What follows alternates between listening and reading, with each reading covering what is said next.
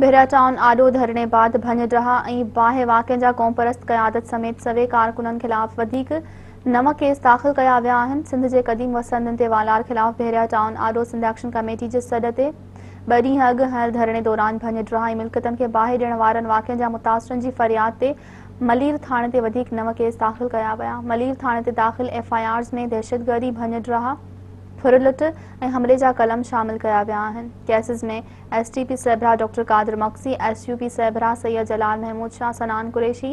अयाज़ लतीफ़ पलीजो, गुलहसन कलमती सूदो Sindh action committee जे अॻवाननि जा नाला बि शामिल कया विया आहिनि। बेहरा टाउन आडो धरणे खां पोइ अॻवाननि मथां दाख़िल कयल केसनि जो मजमूई अंग वधी 12 थी वियो आहे, जिन मां